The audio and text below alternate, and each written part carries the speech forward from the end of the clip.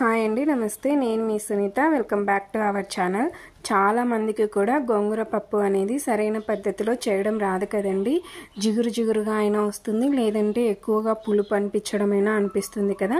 అలాంటి వాళ్ళు ఒకసారి తప్పకుండా ఈ వీడియో చూడండి. అస్సలు జిగురు అనిపించదు, ఎక్కడా కూడా పులుపు అనిపించదు. ఫస్ట్ టైం చేసినా కూడా చాలా పర్ఫెక్ట్గా చేస్తారు. ఇంట్లో అందరు కూడా చాలా బాగా మెచ్చుకుంటారనమాట. అంత టేస్ట్ ఉంటుంది, జిగురు అనిపించకుండా చాలా అంటే చాలా బాగుంటుందండి. చాలా సింపుల్గా, చాలా ఈజీ మెథడ్లో అయితే చూపిస్తున్నాను అనమాట. ఇక ఆలస్యం చేయకుండా ఎలా చేసుకోవాలో చూసేద్దాం పదండి. దానికోసం నేనైతే ఇక్కడ ఒక పెద్ద సైజు గోంగూర కట్టనైతే తీసుకున్నానండి. హైదరాబాద్లో చాలామందికి తెలిసి ఉంటుంది కట్ట సైజు ఎంత ఉంటాయి, చిన్న చిన్నగా ఉంటాయి కదా. సో అలాంటి కట్టలో ఒక 4 కలిపితే ఒక పెద్ద సైజు కట్ట అయితే అవుతుందన్నమాట. దీన్ని ముందుగానే కడిగేసి శుభ్రంగా ఒలిచి పెట్టుకున్నాను రాత్రి. తర్వాత ఇప్పుడు ఒక ప్రెషర్ కుక్కర్ తీసుకొని నేను రెగ్యులర్గా యూజ్ చేసే గ్లాస్ తోటి ఒక గ్లాస్ కందిపప్పు అయితే తీసుకున్నానండి. మీకు ఎంత పప్పు పడుతుందో అంత కందిపప్పు తీసుకొని దానికి తగ్గట్టుగా గోంగూర తీసుకోండి. నాకైతే ఈ గ్లాస్ అయితే 2 పూటల దాకా వస్తుందండి. సో నాకు ఈ గ్లాస్ అయితే సరిపోతుంది. తర్వాత కారంకి తగ్గట్టు ఒక 6-7 పచ్చిమిర్చిని కూడా వేసుకొని ఇక్కడ వెల్లుల్లి వేసుకోవాలండి. మనం ఒక మీడియం సైజు పెద్ద వెల్లుల్లి ఉంటాయి కదా, ఆ వెల్లుల్లి పైన పొట్టు అంతా కూడా ఒలిచేసి వేసుకోవాలి. ఇక్కడ వెల్లుల్లి వేసుకోవడం వల్ల పప్పు అనేది టేస్ట్ ఉంటుంది, అలాగే జిగురు కూడా రాదండి. మీకు వెల్లుల్లి తింటే కడుపులో మంటగా ఉంటుంది, కారంగా ఉంటుంది అని డౌట్ అనేది లేదు అండి. ఒక్కసారి ఇలా వెల్లుల్లి వేసుకొని చేసి చూడండి. రెగ్యులర్గా కూడా మీరు రెగ్యులర్గా చేసే పప్పులో కూడా వెల్లుల్లి వేసుకొని అనుకుంటారు. అంత టేస్ట్గా ఉంటుంది. పప్పు మాత్రం సూపర్గా వస్తుందన్నమాట. ఇప్పుడు వాటర్ వేసి ఈ పచ్చిమిర్చి, కందిపప్పు ఇవన్నీ కూడా శుభ్రంగా ఒక 2 సార్లు కడిగేసి తీసుకోండి. తర్వాత మనం ఏ గ్లాస్తో అయితే పప్పు తీసుకున్నామో ఆ గ్లాస్ తోటి 2.5 గ్లాసులు అయితే వాటర్ సరిపోతాయండి. నేను ఇక్కడ 3 గ్లాసులు తీసుకుంటున్నాను. పప్పు అనేది మరీ గట్టిగా కాకుండా కొంచెం పల్చగా ఉంటేనే బాగుంటుందన్నమాట. అందుకనేసి నేను 3 కప్పుల దాకా తీసుకున్నాను. మీరు కావాలంటే పప్పు ముందే నానబెట్టుకొని కందిపప్పుని ఆ తర్వాత మీరు 2 గ్లాసులు లేదా 2.5 గ్లాసులు వాటర్ తీసుకోవచ్చు. తర్వాత ఒక టేబుల్ స్పూన్ దాకా నూనె వేసామంటే పప్పు అనేది తొందరగా ఉడుకుతుందండి, నానబెట్టన అవసరం లేదు. అలాగే వాటర్ ఏమైనా ఎక్కువైతే కూడా నూనె వేయడం వల్ల పొంగకుండా ఉంటుందన్నమాట. సో పొంగే ఛాన్స్ తగ్గుతుంది, పప్పు త్వరగా ఉడుకుతుంది. తర్వాత 1/2 టీ స్పూన్ పసుపు, అలాగే ఒక 1/2 టీ స్పూన్ పచ్చి ధనియాలు వేస్తున్నానండి. మీ దగ్గర ధనియా పౌడర్ ఉంటే ధనియా పౌడర్ కూడా వేసుకోవచ్చు. అది పప్పు రుబ్బేటప్పుడు వేసుకుంటే స్మెల్ అయినా టేస్ట్ అయినా సూపర్గా ఉంటుంది. నేను ధనియా పౌడర్ కాకుండా పచ్చి ధనియాలే వేస్తున్నాను. తర్వాత కొద్దిగా కొత్తిమీర వేస్తున్నాను. కొత్తిమీర కూడా చాలా బాగుంటుందండి. తర్వాత మనం ముందు కడిగి పెట్టుకున్న గోంగూర ఉంది కదండి, సో ఆ గోంగూర అంతా వేసుకోండి. ఇక్కడ మనము టమోటా వేయట్లేదు, అలాగే ఉల్లిపాయను వేయట్లేదండి. ఉల్లిపాయ వేయడం వల్లనే పప్పు అనేది జిగురు జిగురుగా వస్తుందన్నమాట, అంటే బంక బంకగా వస్తుంది గోంగూర పప్పు అనేది. తర్వాత టమోటా వేస్తే టేస్ట్ అనేది మారిపోతుందండి. గోంగూరలో టమోటా వేయకూడదండి.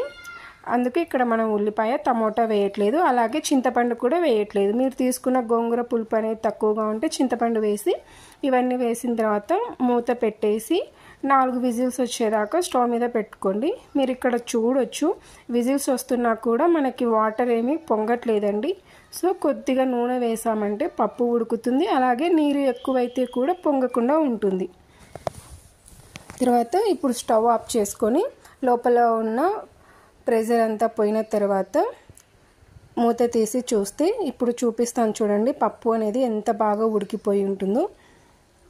చూసారు కదా ఎంత చక్కగా ఉడికిపోయిందో.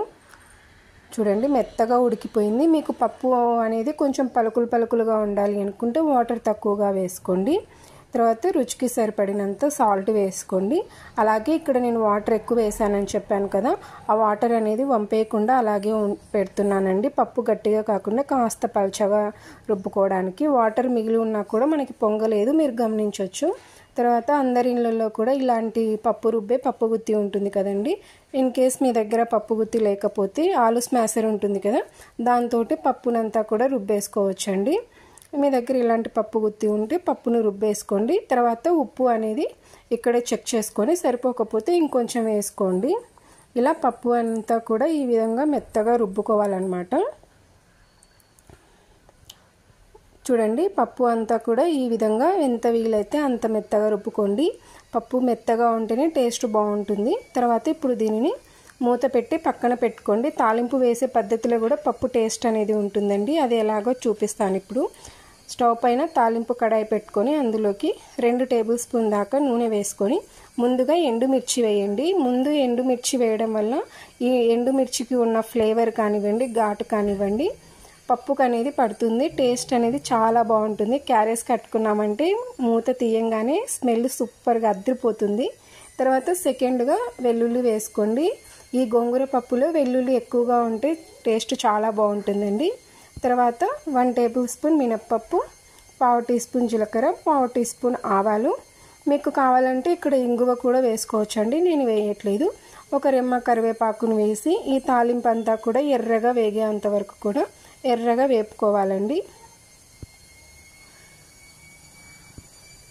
ఈ విధంగా తాలింపు అంతా కూడా ఎర్రగా వేగిన తర్వాత మన పప్పులో పోసేసుకొని మూత పెట్టేసి మూత అనేది ఒక 30 సెకండ్స్ అలాగే వదిలేయండి. అలా వదిలేస్తే ఈ తాలింపు సువాసన అంతా కూడా పప్పుకి పట్టి పప్పు చాలా టేస్ట్గా ఉంటుంది.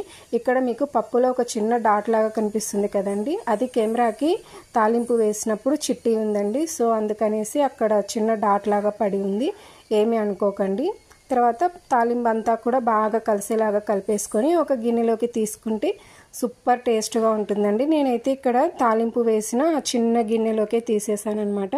ఈ విధంగా ఒకసారి ట్రై చేసి చూడండి. పప్పు ఎక్కడా కూడా జిగురుగా అనిపించదు. తర్వాత మనం చింతపండు కూడా వేయనవసరం లేదు. ఒకవేళ గోంగూర పులుపు అనేది తక్కువగా ఉంటే మీరు కొంచెం చింతపండు వేసుకున్నా సరిపోతుందన్నమాట. ఒక్కసారి ఈ విధంగా మీ ఇంట్లో వాళ్ళకి చేసి పెట్టి చూడండి. టేస్ట్ మాత్రం సూపర్గా ఉంటుంది. పిల్లలు ఒక పూటకే ఖాళీ చేసేస్తారు. మా ఇంట్లో పిల్లల గురించి అయితే నేను చెప్తున్నానండి, నిజంగా చాలా ఇష్టంగా తింటారు. ఈ గోంగూర పప్పులో ఉల్లిపాయ కానీ లేదంటే ఆవకాయ ఉంటుంది కదా, మామిడికాయ పచ్చడి వేసుకొని తింటే టేస్ట్ సూపర్గా ఉంటుంది. నెయ్యితో కలుపుకొని తింటే మా చిన్నప్పుడైతే మా ఫ్రెండ్స్ వాళ్ళ ఇళ్ళల్లో ఎవరి ఇంట్లో గోంగూర పప్పు చేస్తే ఆ రోజు వాళ్ళ ఇంట్లో వెళ్ళి తినేవాళ్ళం. కాకపోతే తప్పకుండా ఆవకాయ అనేది ఉండాలి, డిమాండ్ చేసేవాళ్ళం అనమాట. అంత ఫేవరెట్ గోంగూర పప్పు అంటే అంత బాగుండేది. మీరు కూడా మీ ఇంట్లో తప్పకుండా ట్రై చేసి చూడండి, తప్పకుండా అందరికీ నచ్చుతుంది. ట్రై చేశాక మీకు ఎలా కుదిరింది అనేది మీ ఫీడ్బ్యాక్ని కామెంట్ సెక్షన్లో సేవ్ చేసుకోవడం అస్సలు మర్చిపోకండి. అలాగే ఈ వీడియో నచ్చితే ప్లీజ్ లైక్ చేయండి, మీ ఫ్రెండ్స్ అండ్ ఫ్యామిలీస్కి షేర్ చేయండి. ఇలాంటి మరిన్ని tasty and simple quick recipes కోసం మన ఛానల్ని సబ్స్క్రైబ్ చేసుకోండి. Thanks for watching. Thank you all.